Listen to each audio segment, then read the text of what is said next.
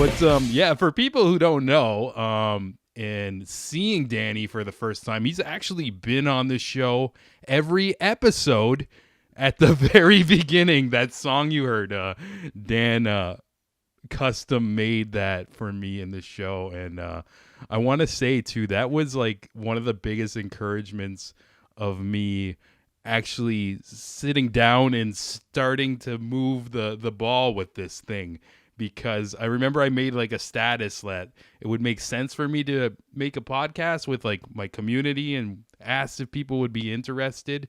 And you hit me up, was like, oh, do you need a song? And I'm like, yeah, sure. Like, what do you want it to sound like? And I just gave you a couple bullet points.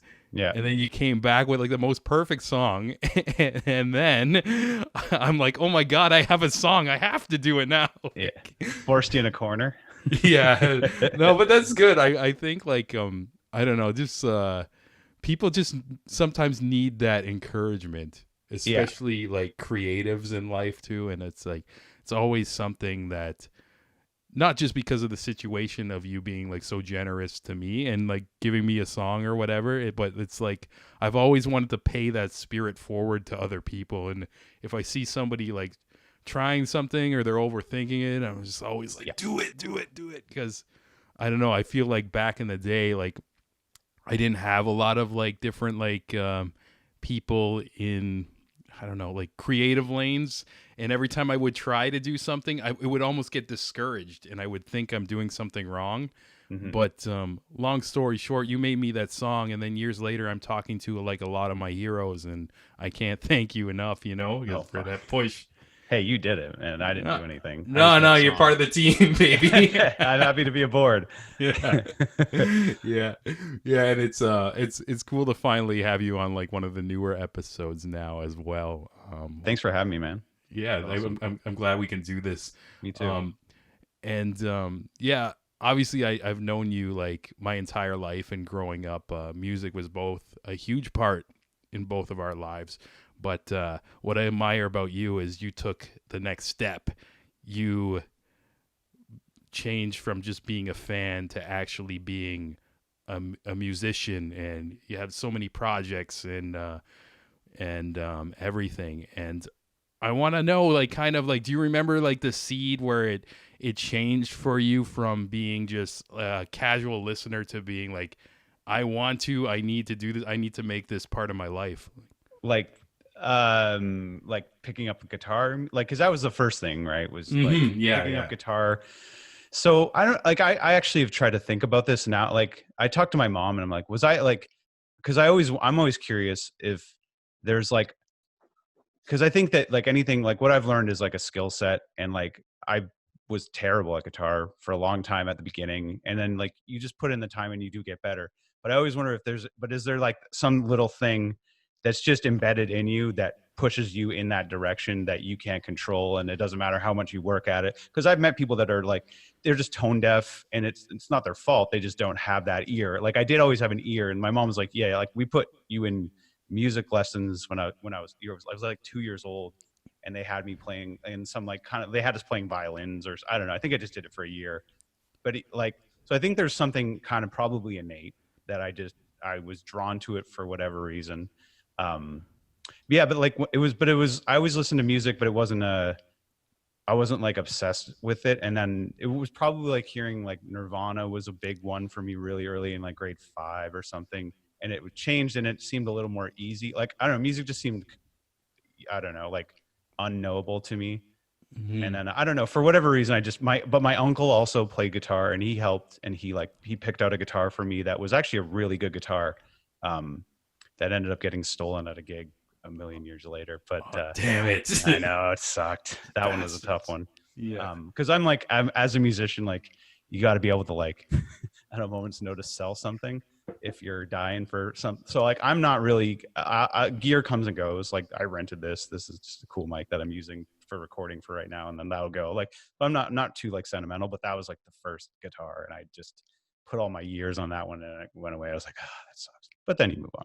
Oh yeah, it's like, but the whole point, yeah. But to get back to your question, I don't know. I just kept going, and then it was something I didn't really consciously like set out to do it really. And then it was just, there were some friends of mine that were in my grade that were starting to play guitar too. And then you start just sort of forming little bands. And then in high school, there was just sort of people, and we started forming little bands, and I don't know. And I just kept going from there. And I just sort of, once I got the itch, I was like, well, I'm just never going to stop. Yeah. And I remember, like, kind of from my perspective too, it's just like you went from, like, it seems like in my memory you've just ended up picking it up, and then all of a sudden you're just like the master, just like shredding like Metallica leads and stuff like that, and, like, within like a year or two. And like, yeah, it took probably, like, I don't know where it is anymore, but I had like a guitar recital from my first year, and I played Lake of Fire by Nirvana, and it's like, you can't even tell what the song is. It's terrible.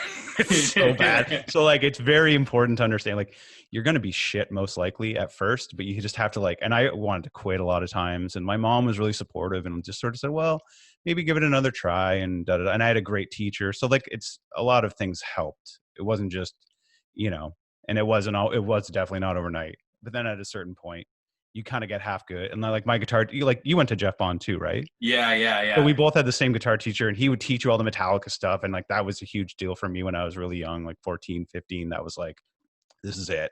yeah. He was like such a cool guy. And like, I hear people who taken music lessons in the past for like different things, and they always start off with like an insane amount of theory. But I remember going to see Jeff, and he made it like fun, like so fun. Like, he's I met him, and then he was like, bring in your favorite CD next week. I'm like, oh, okay. And I forget, it was like Metallica or probably some new metal band, like a Korn CD. And then he presses play, listens to it for like a few seconds, kind of nods his head, puts his fingers on the fretboard, and then just starts writing tabs. I'm like, oh my God. Like, this guy's like Jesus. Yeah. Especially at that age, of blow your mind. You're like, I can't, how can you even do that? And it seems like magic. Yeah, definitely. And like, I've just kind of like took that experience casually for me, but it always gave me a respect for people who would master like instruments, and just seeing like, I still haven't. Well, you do enough to get by for many years, and so many amazing projects. And I know you're like a hired gun for people too sometimes, and just like, it's incredible the life you've built from just picking up and playing. Yeah, again, there was never really a solid plan in place, and that maybe there should have been, but I just always wanted to play, and I didn't care, and so I just would join bands, and I always wanted to be in bands, and I just kept going. And then at a certain point, I had sort of in my like early mid 20s, I was playing a lot of I'd started playing like cover gigs and stuff in bands, or even no, I wasn't playing solo yet at that point. But it was sort of like, I was in a band, and we had really tried to like put something together, and then it fell apart, and it was sort of it just didn't work. And I remember just being super, super, like, just really low and not knowing what to do. And then I remember just thinking, there's this like program at Fanshawe that's like music industry arts that I had actually tried to get into twice earlier on, in my sort of like straight out of high school, and then another point in my early 20s. Never got in. And then I don't know, I'd done some work, and I had enough stuff that I could get in, and I just sort of applied for that with I had no idea what I would do. It was more of a recording school. I didn't even care about recording. I just wanted to be in bands, but I figured I could be around people that are also as insane about music and just want to do that. And then that's like the first day I was there, I met Strummer, who is the drummer of the Shitbats. And he ended up being like my first MIA friend, and like my best MIA friend probably. And it's like, and then oddly enough, his dad sort of knew my dad from back in the day. They played on a hockey team in high school together. We didn't even know that at the. Oh wow! I didn't know that either. That's incredible. Super weird. Yeah, I know. Wow. That's like seemed like it's almost like meant to be you. Yeah, getting like, and I have a hard time with that stuff. But sometimes it's like, dude, you don't know. I don't know. Like, I can't possibly know. But it's just odd. It's super odd how things just sort of play out as you just go, and you keep going, and I don't know. But yeah, for me, I never really had a plan. I just sort of did it. Yeah. And obviously like that path, you met like Strummer and Cat Clyde, who you got a brand new album out right now, the Shitbats, which is just incredible. It's like if people are into like surf music mixed with aggressive punk, and I'm sure like some people who listen to the show have heard Kat Clyde on my show many times. She is actually the front woman of this band and kind of kept it a secret, I guess, for a while, which is so interesting to me. Yeah. We just sort of it was one of those bands that it was always a band that it was the most fun to play in. We like when we were in school, we always put on these like Strummer and I would at Strummer's place, we would just put on these like we did like a thing called like, again, Strummer's idea. I don't want to take credit for it, but it was like a punk lottery, and basically you like would art like I think the Shitbats opened it, and I was playing in another band at the time, and we bookended it. But then there was like you just put your name into a hat, and they just drew it out, and then you had to make a band with the 3 other people, and then put together a 15-minute set, and you could only play one cover. You had to actually like write 10 minutes worth of material. And then anyway, so we would that's cool. We just put on shows, and we always it was like Shitbats where we would just play these whatever. We did some little bit of touring, but nothing serious. It was never anything really serious. But we always just thought it was really good, and we just liked it. I just liked playing it, and thought the music was I've been in a lot of bands. I can't count a lot though. And it was always the most like original thing that I thought I'd been in. It was just the most, I'm like, this doesn't sound like anything that I know. Yeah. That was the one thing I could say. Yeah. It's exactly like I've been showing the music to like a lot of people, and it's interesting trying to explain it. And again, it's his own thing. Like it's just the Shitbats, you know. It's like surf punk, but also like cinematic. I tend to say it like I can picture like some of it like in like a Tarantino movie. It just has kind of like this classic vibe to it, which is for sure. Like kind of the concept, if there is one behind the record, is really just like put it like you should be able to just sort of put it on front to back on a drive somewhere and just kind of cruise around. Like that was the kind of the mood we were looking to get. Mm-hmm. And well done. And I know you guys had these tracks for a while. Long time. Yeah. How does it feel to finally like get out? And actually, like, how long were you sitting on like this music? Like, so like we had a few songs, like, so like the intro, Reefer, and the outro we'd had for like since the Shitbats were a band. So, you know, like, and this band has been around since 2013. I mean, we're not super active, but like it's been a band for a long time. So we had those three for a while. And then I was working on another project at the time. So this would have been maybe just about 3 years ago, maybe 2.5 years ago. I was working with my girlfriend Katie, and we were doing a live record where she was gonna do. Yeah, we like literally got a band together and like, let's play a live show, our first show, and we'll record it and we'll do video for it. It's like super high pressure gig, and we're working with this producer who was he was going through a rough spot, and I didn't know the guy very well, and anyway, so long story short, maybe like 2 weeks after it ended, he ended up taking his own life tragically. And it was really, it just kind of hit everybody just like, what, like, and I remember I was playing some gig somewhere, and I remember like just I remember Katie calling me and just telling me, and I was like, oh fuck. And then it just lit a fire under me, and I remember sending a text to Kat and Strummer. I think Mitch, our bass player, was working on a cruise ship, so he wasn't even in the country, like he was somewhere else. And I just sort of sent them this like, hey man, like we always just like, we got to do Guano. Like we always knew the record was going to be called Guano, and we'd like tried to record it like 2 or 3 times before. It just never was. The songs didn't really cut it, and it just wasn't working for whatever reason. We just were like, this isn't good enough for what we know it could be. So so I just sort of said, let's just like, I don't want to fucking live my life knowing that, I could have done this and I didn't do it. And who gives a shit if anything ever happens? Like, I just want to have this record to like remember, for whatever reason. I just want this to get done. And they're like, yeah, fuck it, let's just do it. And so we went. They were like, and it's hard with Kat's schedule because she's always on the road. So it's and like, she doesn't even live in this province. So getting together is also just difficult to write songs. So it's a lot of like, I'll write riffs on my own and just bank a ton. and then send them out. And then we just sort of, and then once we get together, we actually like flesh the songs out and put them together. But yeah, we just sort of, after that, we just said, okay, let's do it. And then we sort of let's pick a day. And we sort of picked it for January. It'll be 2 years in January we recorded it. And yeah, we're like, let's do it. And we recorded it at Cat and Sturmer's place in like rural Quebec in this room that had no heat. And it was -30 every day. And it was fucking freezing. Is that why it's so aggressive? Yes, honestly, man. It was like we had to like I would turn my amp on, which I had this big old 70s amp, this old Fender, and I would just turn it on for like the heat from the tubes, like in the room while we were out there because it was just so fucking cold. So it's like the whole thing, yeah.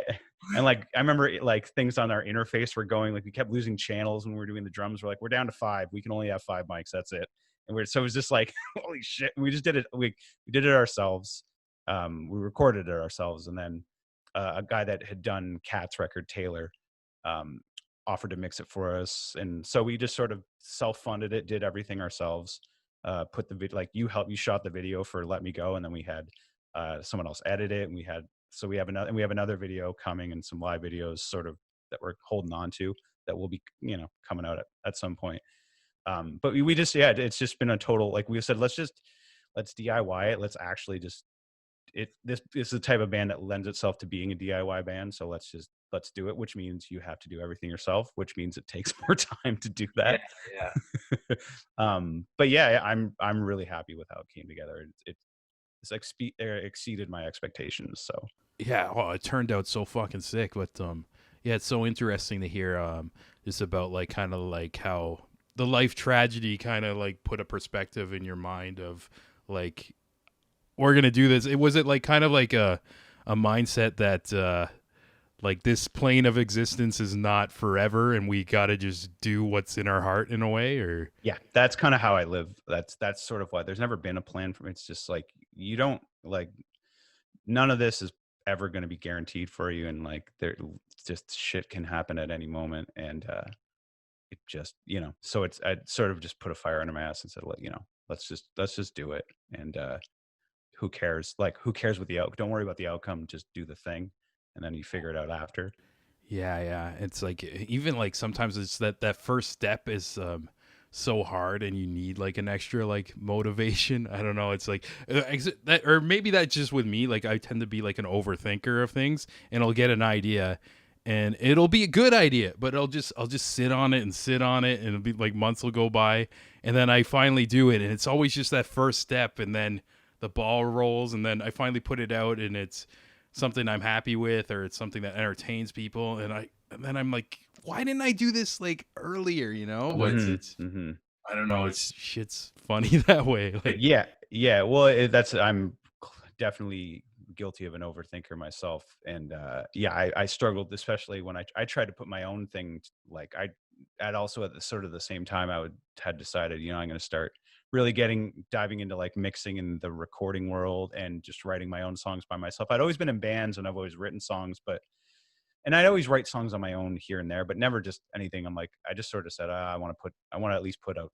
one thing that I just did by myself, just for the sake of doing it, and more to like force myself to get better at recording and mixing and mastering and all that stuff. And so but it took me like another 2 years, 3 years to even kind of get the impetus to just go. And like I wrote so many songs, and I'd like send them to. I'm sure I sent a bunch to you, and like, hey, can you listen to these ones? And then the world will never hear these songs because they just they fell by the wayside. But yes, I'm well aware of the overthinking thing. It's a real. Yeah, I remember you sent me like, I forget if it was a song or a batch of songs, and then you ended up not releasing these at all, and then you switched over to, I think it was called Six Men Get Sick. Correct. And it was like it was still you doing solo stuff, but just a total different vibe. Yeah.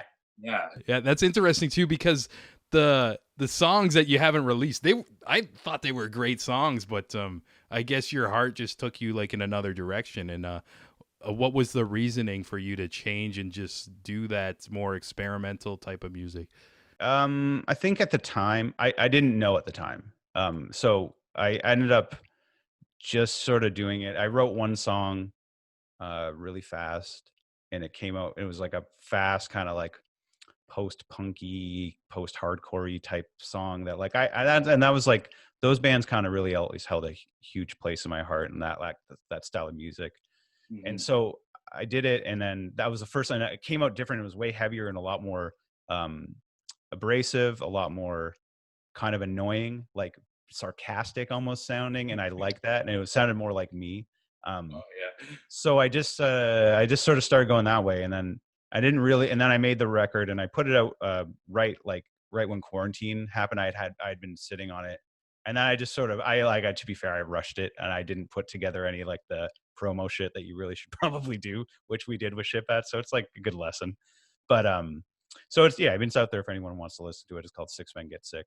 But what I ended up realizing it was, and it was funny, I didn't even realize it till months later, was it probably kind of just like a love letter to that style of music. And I don't even know if I'd ever do it again. It was just sort of like, I was just sort of like, this is a huge part of my life. And I don't know if I want to keep making music necessarily like it, but I don't know. It was like me closing a chapter, and I couldn't have told you that as I was doing it, but the more I think about it in retrospect, that's kind of what it was. The stuff I write now is not like that at all. Yeah. Oh, and that's really cool to kind of like get that out of your system as like a release, because obviously it was there, even though like maybe that's not like what you want to make your signature sound. And I've talked about this artist many times in different interviews, but and I'm getting even like more in depth with his mind because he just started doing a podcast over quarantine, like everybody. But I don't know if you've ever listened to Devin Townsend, but almost every one of his albums is a different genre, and then sometimes years later he'll go back to another style. But he's been doing like this podcast series where he's like talking about each album, and some of them are just like he just throws out there, and it's just like a one-off like ambient album, and he's just like, yeah, I was just going through some shit and this was in me and it came out, and like, I'm not going to tour this. This is just a moment of time. And it's, that's interesting to hear about your Six Man Get Sick project. But yeah. And it really is, because I don't have it in, like, I know what it takes quite frankly to be in a band like that, and like the touring life that you're going to have to do. And I've done it with other bands, and I don't know. Maybe I'm just too old to do that now. But I remember just thinking, I'm like, all right. I mean, if you want to do this, but I think I've already done it.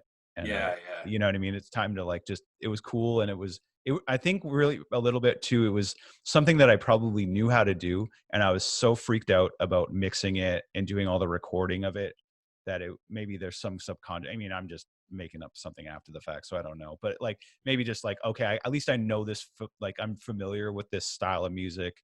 And it was also like, my dad had passed a couple years before that, so there's a lot of that stuff was coming out through that stuff. Like there's, I was sort of exploring my thoughts on death and certain things like that during it, and I'm not in that place anymore. So it's very much, I think, but I think any record you make is very much, it's like a little snapshot of just where you are for that moment.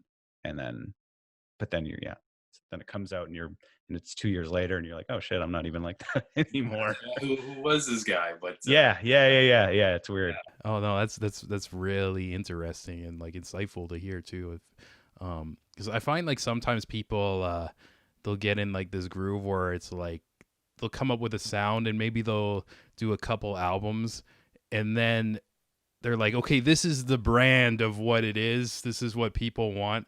And then they keep doing that same thing, but it's like, I don't know whether like the fire's not there or something. It's just like the same sound, but something's off, like, it's an interesting game. Like my favorite bands have always been the bands that didn't go with genres and they just sort of did whatever they wanted to do. And if they felt like doing something, they did it. And that's their prerogative and they're going to do what they want. Those are always the bands that I liked, and always like the weirder bands that just sort of did whatever. And like Mr. Bungle and Dillinger and all those bands were like, just pure K. Like, yeah, Dillinger was like my band in my, my earlier, just getting, that's the only band I have a tattoo of, like one of their, songs on my arm. And that was, man, that was weird too. So like talking about, again, maybe you're just thinking about it after the fact, but I remember, so when Dillinger announced they're breaking up, I just got a tattoo of like, I got like the 43% on the inside of my elbow.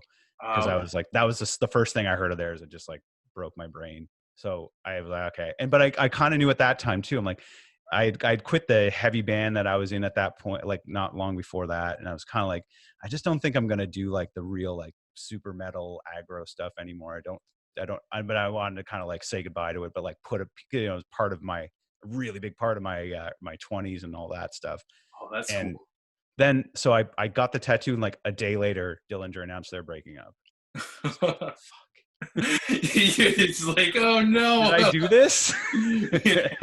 but still, like, to what you said, it's like a piece of time and everything, and it's like it's obviously a band that's brought you like just great joy and energy. And I remember seeing you at their final show as well in Toronto too, which was ridiculous.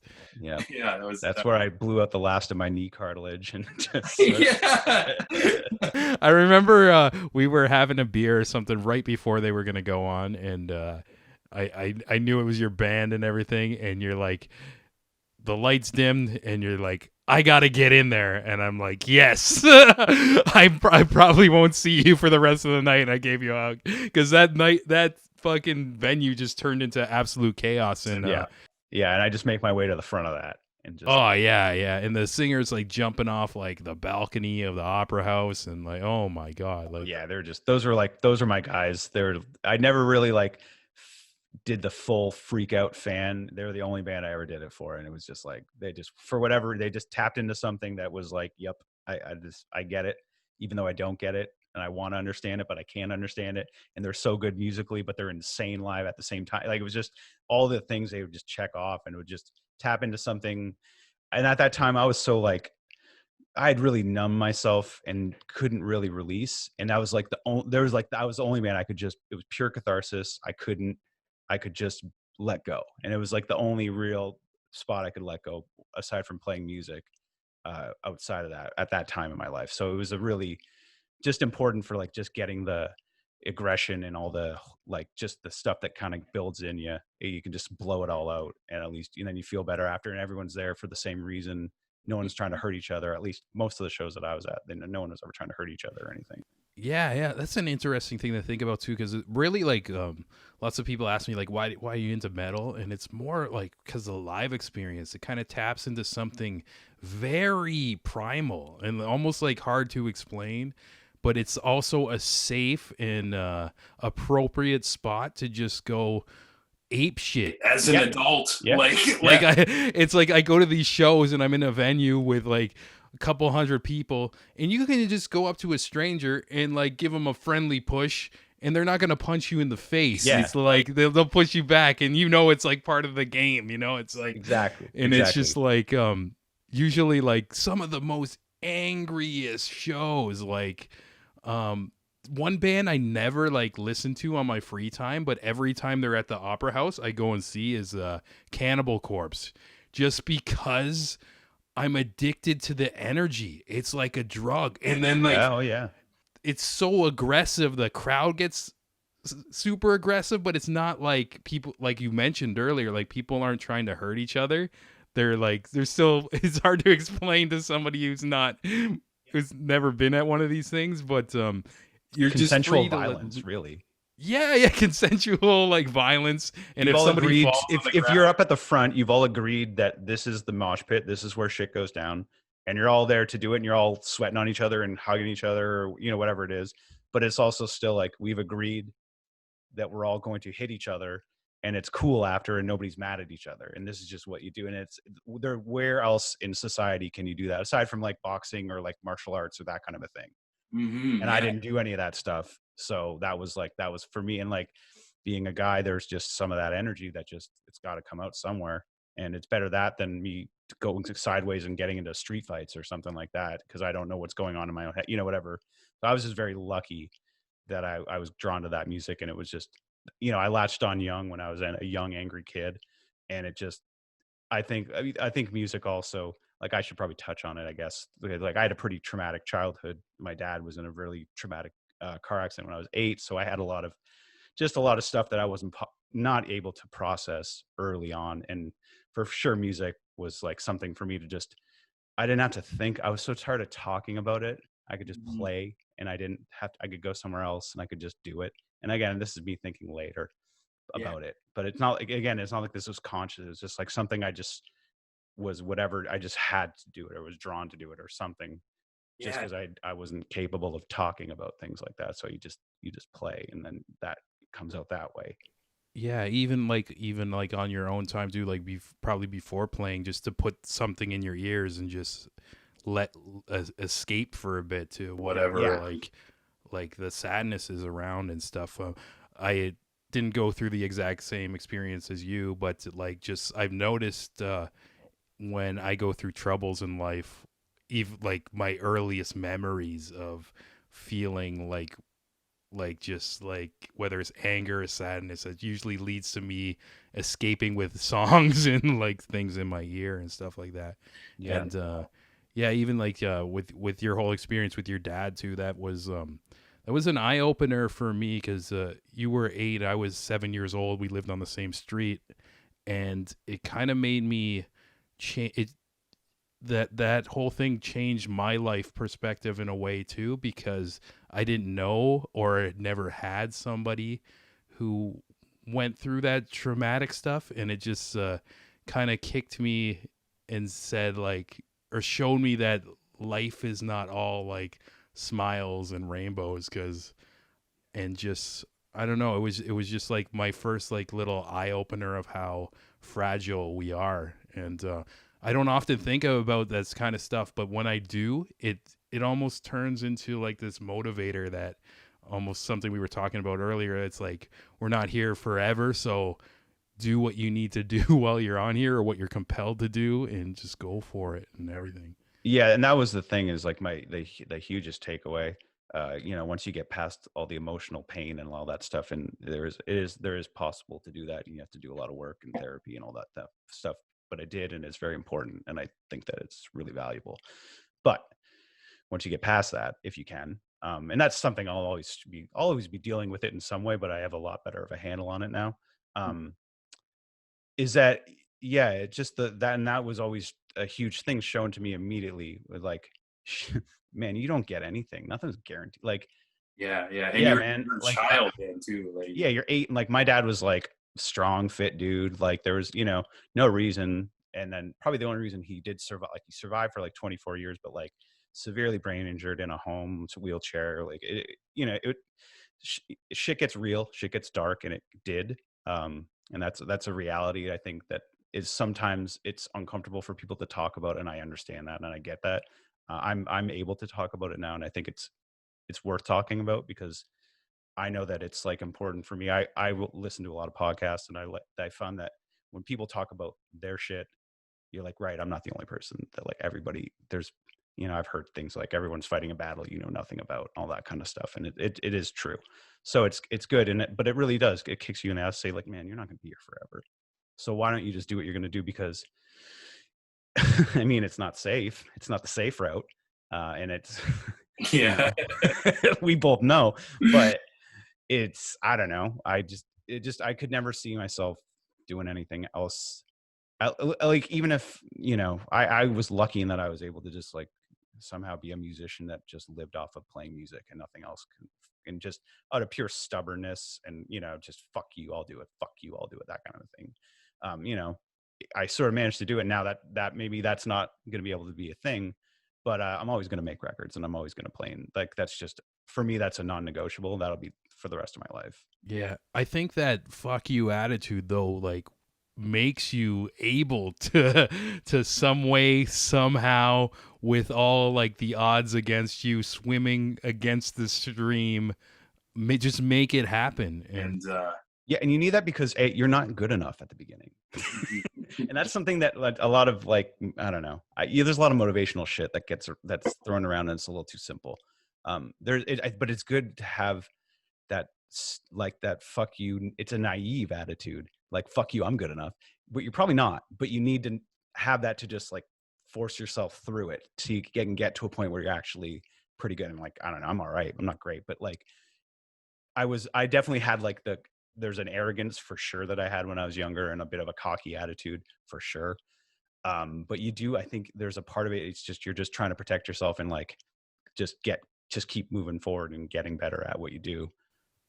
Yeah, that's facts. Even you're making me think of like kind of my journey too. It like didn't make sense for me to just even move to Toronto, which was almost a decade ago, but I just fell in love with the camera and like I barely knew how to edit. Like I knew like the cut tool. And then all of a sudden, which is really 90% arrogance and fuck you. Yeah, I'm gonna do this because like I felt like really lost in my mid-20s, and then it was like I finally found something that brings me joy, and I could see where it goes, but I didn't know if I would be able to go down that path. But I stepped on the path anyways, and so many people were worried, like, and rightfully so, discouraging me from going. Like, it did not make sense. But I'm so glad I did it. It brought me like through these beautiful adventures that I wouldn't trade for anything. Yeah, there's no logical reason to do it. It's like if you're just looking at it as a strict business perspective, it's the stupidest thing you could do. Yeah, actually, I got a text yesterday too, and oh my god, like I just need to call a friend of mine right or like after this, but he took a safe route, and it was very smart of him. He like for the past 10 years he's been working like pretty much like a scientist. Okay. And he hit me up and said he was about to get this promotion, and he quit his job and asked me if I wanted to just go to the East Coast.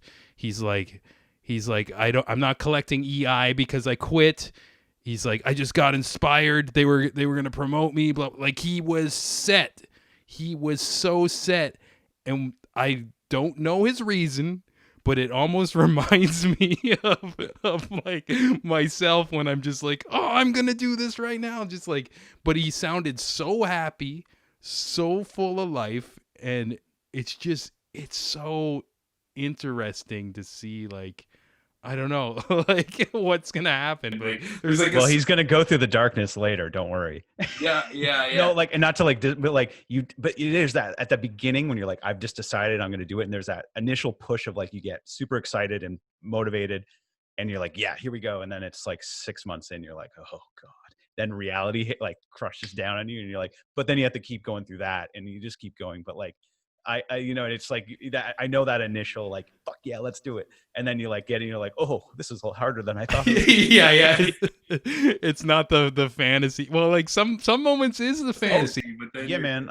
I got to do some things I never thought I would ever get to do, and play some places I never thought I'd be. I never thought I could play in LA. I got to play in it. Like got to do some like weird stuff that like a kid like me as a kid would have never believed.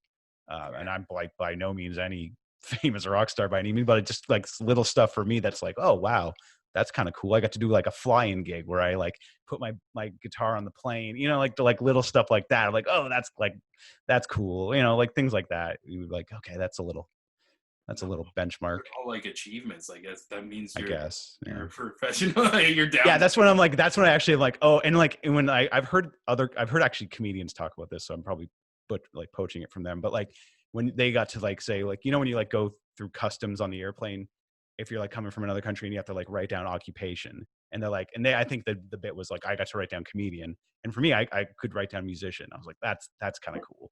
Like, yeah, it's different when you're going through it, because it's never how it seems to the outside, like when you're living it for real.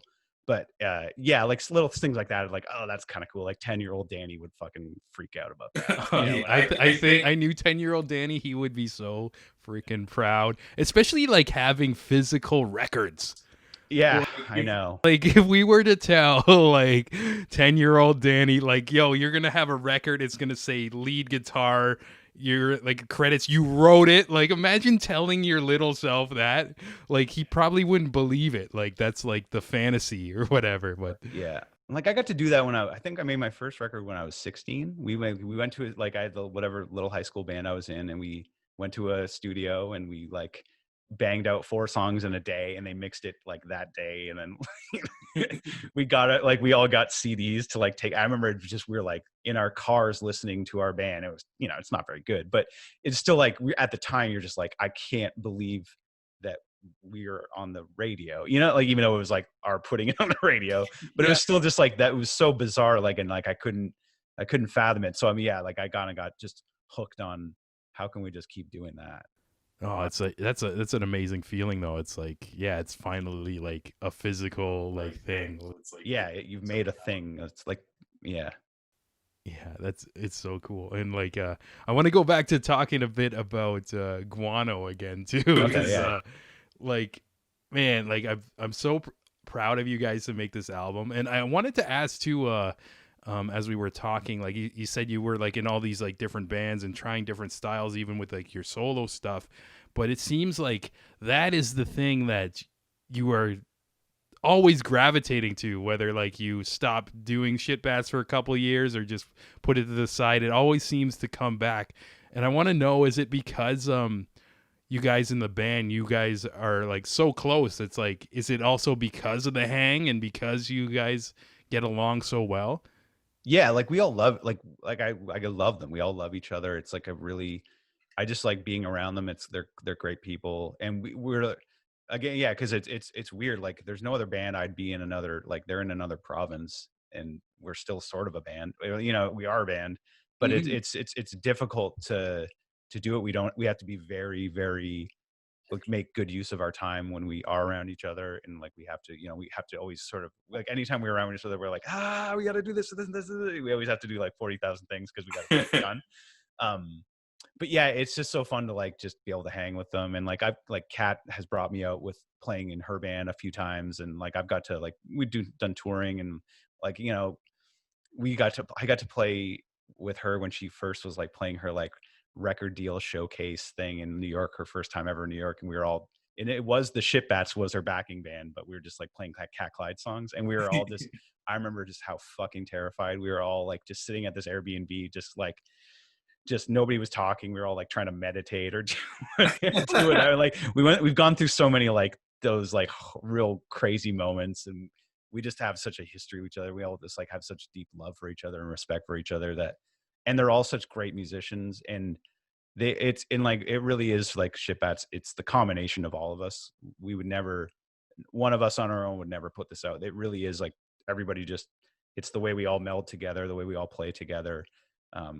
Yeah, it just always feels so good. That was the thing. We always just, and even when we were like writing the songs, because like Mitch was working like doing sound on a cruise ship for like 6 months or something. So when he came home in November of that year, and then we were going to record in January. So we had most of the songs sort of written, but we hadn't played with the bass, and like the bass and guitar interplay is a huge thing in the Shitbats. So like we had to kind of iron that out. And I remember it was just like the first time we like played, it was just like, it just sort of like, there it is. It just always just kicks right back in, even though like it'll take us a minute, but we always like tighten up so fast. And like, we just like, it just is there. There's a thing, and there's just an undeniable thing. And I don't know what it is, but there's a thing. And so you just, when there's that thing, you gotta go at it. Yeah, you guys are just like got this family bond that would never be broken, you know, like maybe like Mitch will go away on a cruise for a bit or whatever, but he's still part of the family, you know. He comes back, and like Cat and Strummer can move to another province, but you're still gonna make it work and everything. And do you feel like maybe with like all the other bands you were in that didn't work out, like they didn't have that dynamic to it? Or every band's different. Yeah. It's because it's a combination of personalities and how the personalities work together. Yeah, it's just every band has, you know, and you're like, when you're dealing with musicians, we all have insane fucking narcissistic egos. So like learning how to balance all that in a band is difficult, especially when you're on the road and like touring, and like things get amplified, obviously. So yeah, just, I mean, yeah, there's no one answer. I think every band kind of does what it's going to do in its own course. There's similarities, because like I talk to my friends that are in other bands, and there's always just like dynamics that just present themselves, because I think that's just like human group dynamics, and that just sort of happens in anything. But yeah, they're all different. There's no one reason why things, but it's usually just personalities. It could be what you want to do at that time. Yeah, there's a million reasons why things don't work out. Yeah. I forget who I was listening to. Probably another podcast with another great musician, but they were like, being in a band is like being in a marriage with like 4 marriages or 5 like depending on how many members you are, and it's just like you all have to kind of just cater and also have the chemistry, you know. It's yeah, the chemistry is I think yeah, I wonder if it's one of those things. I mean, like a band's always got to like practice and get tight and all that thing, but I do think there's this probably something, it's either there or it isn't. I don't know if you can kind of manufacture that. I mean, I guess you probably could, I don't know, but I've always noticed it, like if something feels good, it feels real. Like that's a very vague thing to say, and like how do you pinpoint that? And I guess maybe just from I am just experienced, I sort of know when something's hitting for real than when something isn't, maybe. Yeah, it's my best guess anyway. You've been through the ringer with like so many different bands, I guess. Like, yeah, you got the intuition now of like, yeah, you know when something is working for sure. That like there's a reaction that you get because it's all like feedback, and we were always, like all the shows that we always played, we were always. I mean, again, I could be me being egotistical, but I'm in my mind, and what our feedback would be, we were always like the best band of the night. That was always the band that people liked the most. We're like, oh, I've never heard anything like that. That was always the Shitbats. So I don't know.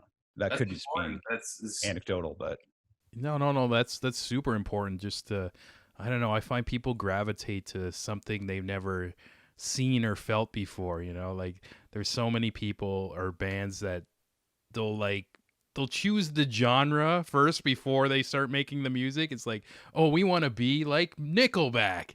But it seems like you guys are just more like, just brought what you guys do best together, and it kind of made what the Shitbats is. So do you want to hear like the story of the Shitbats, like the actual, like how it started? Yeah, definitely. So in second year of like music industry arts, we had this project that was like, it was a full year project, and basically you could either be in a band or you could be like the team behind the band that would like do whatever, that's really cool. So, and at that time I was already in a band, like another band. So for that project, I'm like, oh, I'll just be with like the band that I was in. And then it was like, literally, I think we would have had to do this class on a Monday, which means like the band had to like play one song in front of like the whole program and like kind of get, approved. And Strummer just shoots me a text saying, hey, do you want to join a surf rock band called the Shitbats and play on Monday? And I said, yep. And that was it. That's the best. And it was like, yeah, it's like so random. There was no like, again, there's no like thought. But to be fair, the name was there, and then he kind of said surf rock, and then I mean, I don't think it's just surf rock now, but there was a bit of a package sort of. I'm like, but the name was what sold. I was like, plus I love Strummer, so I'm like, I'll be in any band you're in. I don't care. But, yeah, definitely. But then the name sold me. Yeah. I like how it's called Guano, which is also batshit. Shitbat, yeah, exactly. It's just like it writes itself. Yeah, it's like it's a self-titled album, but not, Exactly. Yeah.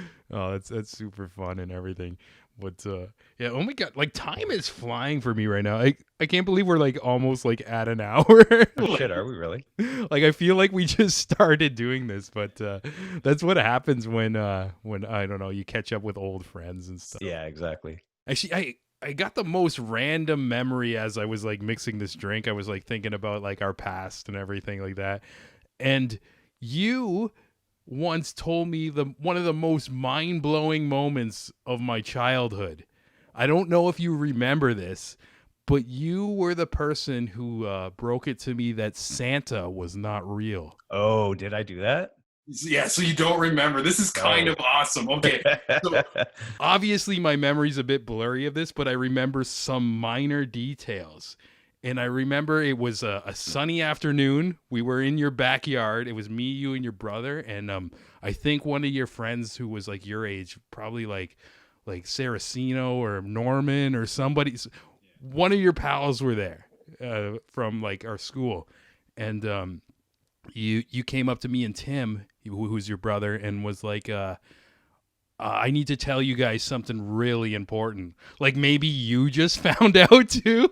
That's probably what did happen. Yeah. So like I don't know the details, but then I remember there was a long wait, but I knew what it felt like to wait. Like I'm like, oh, this is gonna be like important. Like Danny never talks like this or whatever. And even how you set it up, we like hid behind like the side of the house where there's like the brick wall and the chimney that sticks out. So it was like a bunch of kids like up to no good in an alley. And That's so funny. I don't remember how you broke it to me, but you ended up telling me and Tim Santa wasn't real. And then you're like a day later, Tim like told your mom, and then your mom got mad at you. And then that part I remember. Yeah, you remember that part? Yeah. Oh yeah, that part that still gets spoken of. So it was just like probably heartbreaking for her. And then I remember confronting my mom or dad or somebody and being like, you lied to me type of thing. And they weren't even mad. They were just like, yeah, whatever. Yep. Yeah, he's gonna find out one day. But I do remember like knowing, I think I'd probably heard from someone at school, and then I basically just like forced my mom to tell me that he's not real, and I was excited to know that he wasn't real because I was like super logical as a kid, like psychological, and it never made sense to me. Like I found a little thing I wrote in maybe grade 3 or 4 about Santa, and it's like disprove or prove the existence of Santa, and I just said I don't think he exists because I don't think it's possible that he could fit down a chimney or get around the world in one night. Like something like super logical, and just being like, I don't think he's real. That's freaking amazing. Oh man. And then like probably like the other kids like thought you were crazy, like Alex Jones, and he's like, I know the truth. I have the documents. Hear any reindeer footsteps. Santa's got the same handwriting as my mom. This is bullshit. Yeah. That's incredible. I didn't know you wrote that report either. That's funny. I found it somewhere, and it was like I remember I just took a picture of it because I was like, that's so me. That's such like a young fucking too smart for his own good, but like an asshole and like kind of cocky. Like it's the same. Like it's like I think your personality is kind of your personality, and you're just sort of stuck with what you got. Hey, but it shows sometimes you're right. Yeah, well, even though people might get mad at you around, it's like I'm just spreading the truth. Yeah, something like that. But Dan, you've been blowing my mind with the truth, with your music you've been making, and I want to say kudos. And even like I have very fond memories of us being kids, fucking playing Nirvana CDs, playing on tennis rackets, and man, you're doing it. You're fucking doing it for real. And I guess. Yeah. Just like it's beyond like awesome and totally like inspiring to me too. So likewise, man. That's why I just love watching how your podcast has come and just kept getting better and better, and all the like crazy guests you're getting. That's why I'm like, I mean, you can have me, but I'm not Strombo. We're not on the same level, but like it's cool. It's really cool to watch you do it too. And I know how hard you work at it. So it goes both ways, man. Yeah, cheers. Like, I guess we got this mutual respect of just like not only our history, but we're just like kind of like the guys out of our group just walking these strange paths and everything. And I always appreciate that. Yeah, I know. I want to see the strange ones. Like some support and be able to have these conversations. And even I remember last time I saw you, which was a few weeks ago, we shot like a little music video for your girlfriend. And like the last night we just had this deep talk in the kitchen. It was basically like this podcast, but like 3 times as longer. Yeah, I know. And like like when you left too, I was like, that was so freaking nice. Like, cause it's I don't know, it's rare. Like I have like these type of conversations on the show a lot, but it's not usually like with my own peers and friends and stuff like that. It's usually like a musician I meet for a day or a filmmaker or whatever. But yeah, it's just cool to know like you're always like supportive of me. It actually like gives me like a lot of energy as well. So yeah, likewise. Thank you enough, man. Thank you, man. Yeah. But anyways, like, what are you drinking right now? I got a bourbon on the rocks. What about you? Nice. I got spiced rum and ginger ale.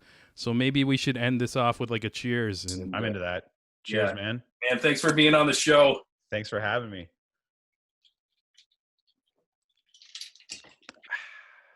Okay. And now we're gonna play the Shitbats.